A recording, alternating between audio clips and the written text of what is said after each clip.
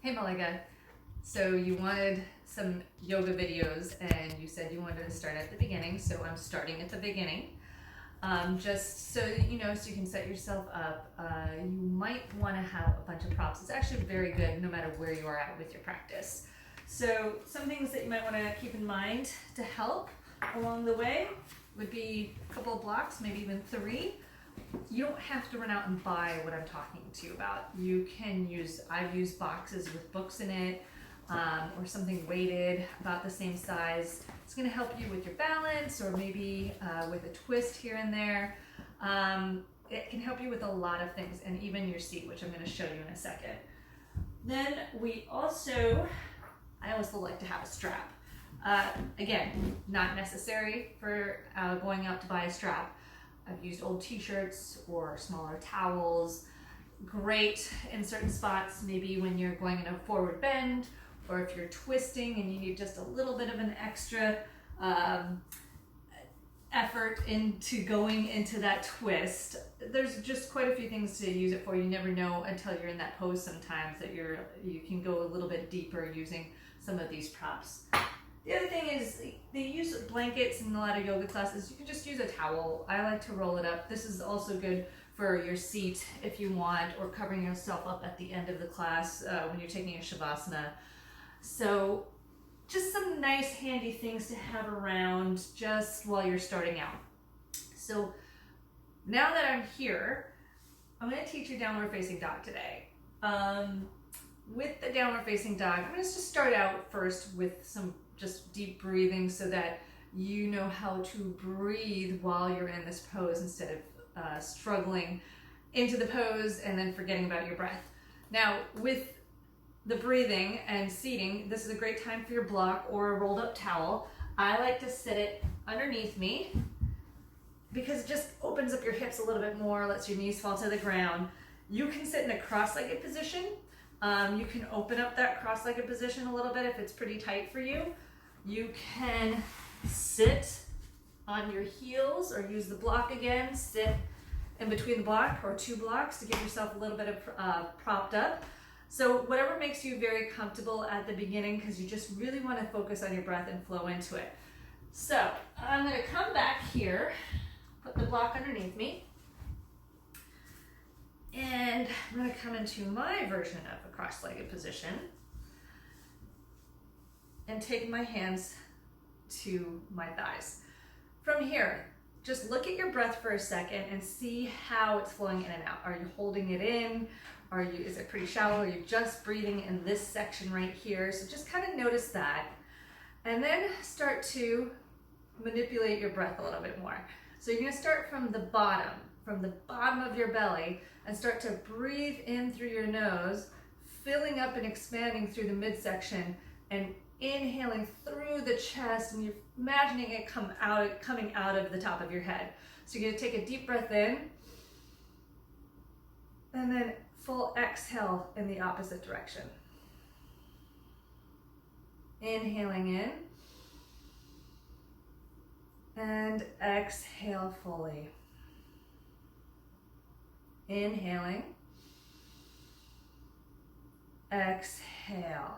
As you're doing this, think about your sit bones reaching into the block or into the ground. You're pulling up and in through the spine and through the belly, but you're not clenching. You're still using your full inhales and exhales. And you start to notice the longer that you're doing this, that, oh yeah, I'm just breathing right here in a very shallow way, or else I'm just taking little sips of breath in and not really exhaling a lot out. So it causes a lot of stress throughout your day and you don't even notice it. So just take a few more breaths here. Taking a deep breath in and exhale. Inhaling through the nose and exhale through the nose. And you can do that even a little bit longer if you want to keep on a pause and then just get into it. You'll find out that you're starting to relax. Keep dropping your shoulders as you're breathing, and keep feeling the seat coming into the ground. So I want to work on downward facing dog, but let's just take a few little twists just to loosen up just a bit before you go right into it. I know you said you struggle with this pose. It will be your resting pose the longer you practice. It doesn't feel like it when you first start. It feels almost terrible because it's an odd position to be in, and you're trying to figure out what's going on in the class. So let's just focus on that first. So take a deep breath in and take your arms up to the sky, and then exhale, taking your right hand behind you and your left hand towards your thigh, just in a gentle twister. So nothing crazy yet. And take a deep breath in, and then exhale through the nose. Inhale and exhale, and then take a deep breath in, take your hands up to the sky again, and then exhale to the other side. Deep breath in and exhale, inhaling and exhale. Another deep breath in. We're going to take it back up to the sky, and then exhale. You're just going to come down. If you want to remove the block, now's a good time to do it. And then come all the way forward. Take a deep breath in and exhale. Inhale and exhale. And then deep breath in, come back on up. And then take your hands just behind your seat. Roll your shoulders back. Exhale here. Deep breath in. Exhale. Inhale. And exhale. Just a little loosen up. Again, you can pause and then keep doing this. Just a few more twists. If you need to loosen up your legs just a little bit, shake them out before we start coming into downward facing dog. So I'm just going to move the blocks. So for downward facing dog, Adho Mukha Svanasana, you're going to focus on your whole body, but it doesn't feel like it. And as I see a cat coming through, as I told you before, I've got cats coming through all over the place, so bear with me. Hey, Ducati. So with your hands on the ground, you're going to spread your fingers nice and wide, and it's going to be shoulder distance apart, right? So your fingers are pressing into the ground, and knuckles, all of your knuckles are pressing into the ground. So you don't want to come here and come under the heels of your hands. You really want to be pressing the mat away with your hands. When you think about your legs, you think about your heels reaching towards towards the floor, and your feet are hip distance apart. So it's not as wide as your mat. It's not close together. It's more in between than anything. So I'm going to go into it and to show you exactly what it's going to look like. It's going to be your upside down V, and then I'm going to talk about where you're going to go with it and what you should be feeling along the way. Okay? So, hands nice and spread. Your insides of your elbows are facing towards the front of your mat. You're going to tuck your toes under here. Think about your shoulders reaching towards the bottom of your spine. So you don't want them up by your ears. You want them reaching down. And then from here, this is what it's going to look like, right? So you want your feet hip distance apart, your hands pressing the front of the mat away, and your belly is super engaged. Now, that's a struggle, I know. And I know, like, when I've taught you before, it's been difficult for you to get into. So let's break it down just a little bit. We don't have to come into the full pose.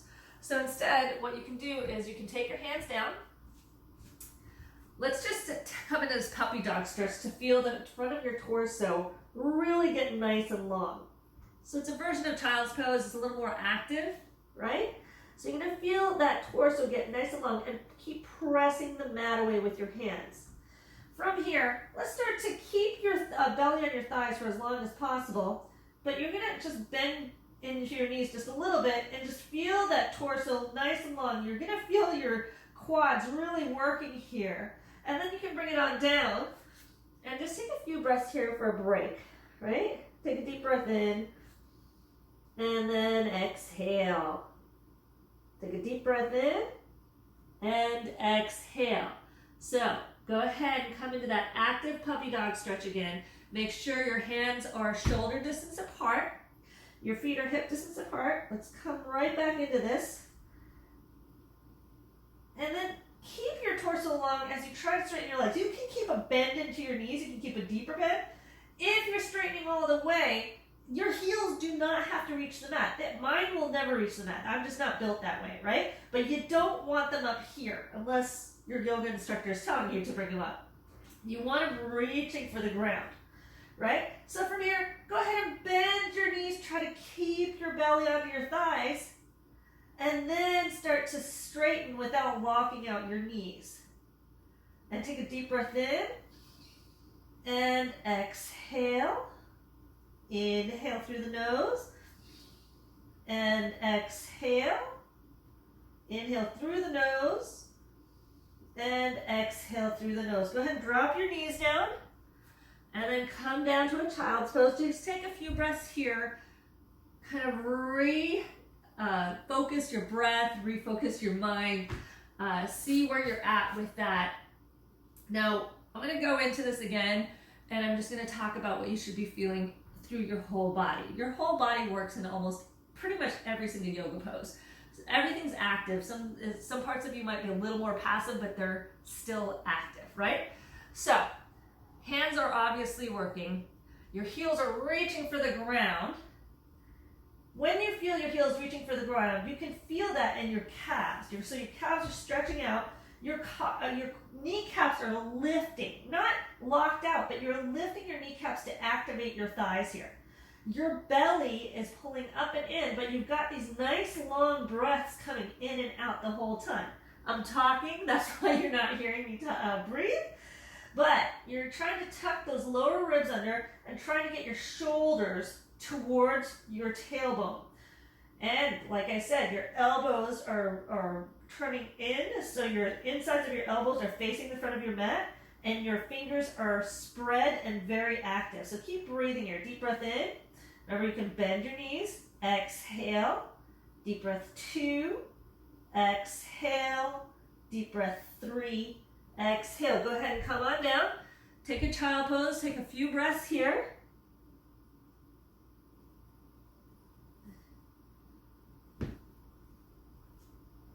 Coming back into it. Bend your knees. Feel that length in your spine.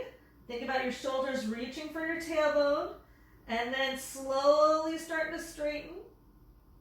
Feel your nice downward facing dog. Your belly's engaged. And then bend your knees here. Take a deep breath in. Exhale, slowly straighten. If you got one more in you, you can go ahead and bend your knees. And then exhale, slowly straighten, and then come on down.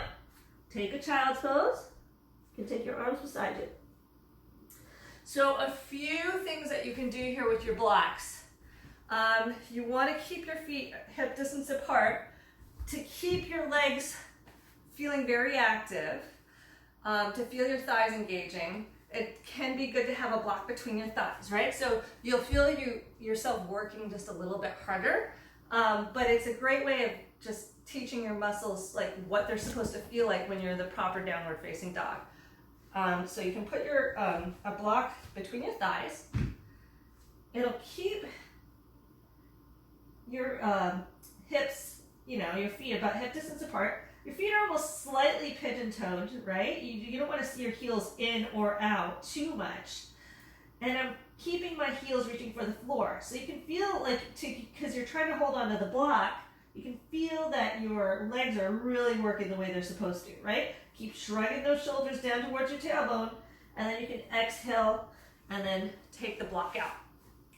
So you can keep downward facing dog if you're just working on downward facing dog, you can do it that way. Another thing that I like to do, because trying to get that feeling into your fingers, everybody really wants to put all of their weight into the heels of the hand. It's kind of hard on your wrists, especially when you go into other poses where you're coming up and over onto your wrist. So a good way to try and teach this, I like to do this with beginner classes sometimes. I'm going to bring this off the mat so you can see. I like to just take the blocks out here and put my hands outside of the blocks, right? And then come into my downward facing dog, because it's just kind of pushing against my forearms just a bit and making my whole hand work towards the ground. So it would look like this from the side.